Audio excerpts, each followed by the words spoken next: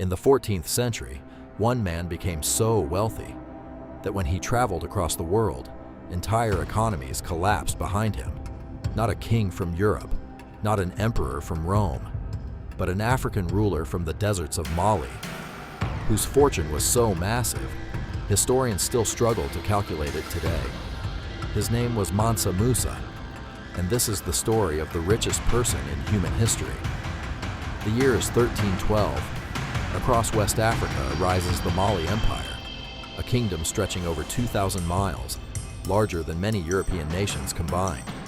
Its lands are filled with something the medieval world desires more than anything else: gold. At the time, Mali controls nearly half of the world's known gold supply. Massive mines buried beneath the earth of Bambouk and Bure feed an empire overflowing with unimaginable wealth. And at the center of it all sits Mansa Musa. Mansa means sultan or emperor. But Musa was more than a ruler. He was a force of nature. Historians estimate his wealth would equal over $400 billion today, more than modern billionaires like Elon Musk or Jeff Bezos could dream of controlling. But unlike modern tycoons, Musa's riches weren't numbers on screens. They were physical: mountains of gold, caravans of treasure, entire cities built from wealth pulled directly from the earth. And in 1324, Mansa Musa decided to show the world exactly who he was. He begins a pilgrimage to Mecca, the sacred Hajj required of every Muslim who was able to make the journey. But this was no ordinary pilgrimage. This was the greatest royal procession the world had ever seen. Imagine the desert horizon, thousands of footsteps echoing through endless sand. Then suddenly, a golden river appears. Historical records describe a caravan of nearly 60,000 people: soldiers, officials, merchants, servants. 12,000 enslaved attendants dressed in silk, each carrying gold bars weighing several pounds. 80 camels marched alongside them, every single camel loaded with between 100 and 300 pounds of pure gold dust. The value was beyond comprehension. As Musa crossed the Sahara through cities like Walata and Cairo, people stared in disbelief. Many had never seen such wealth in their lives. And then, he started giving it away to the poor, to scholars, to mosques, to strangers in the streets. In Cairo alone, Musa distributed so much gold that the price of gold collapsed. Think about that. One man gave away so much wealth. He accidentally triggered inflation across an entire regional economy. Some historians believe the economic damage lasted more than a decade. That's how rich he was.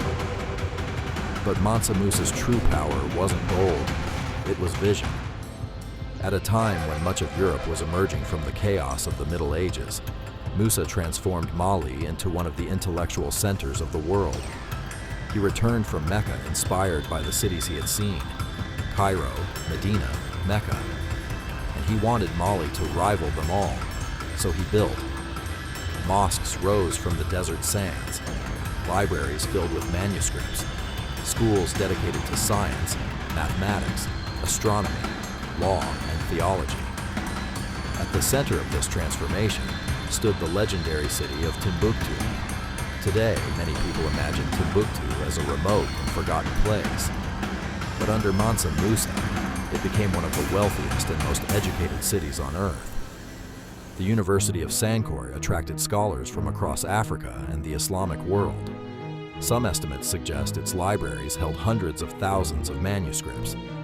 Centuries before many European universities flourished, students in Timbuktu studied philosophy, medicine, poetry, and advanced mathematics. Knowledge became currency. And Musa understood something revolutionary. Empires are not remembered for what they take. They are remembered for what they build. News of the African emperor spread across continents.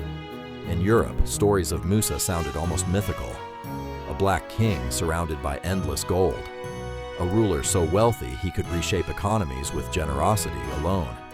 In 1375, decades after his death, European cartographers drew him onto the famous Catalan Atlas, one of the most important maps of the medieval world. There he sits on the map of Africa, a crowned king holding a massive golden orb in his hand. To Europeans, Mansa Musa became the symbol of unimaginable wealth. And in many ways, he changed history forever.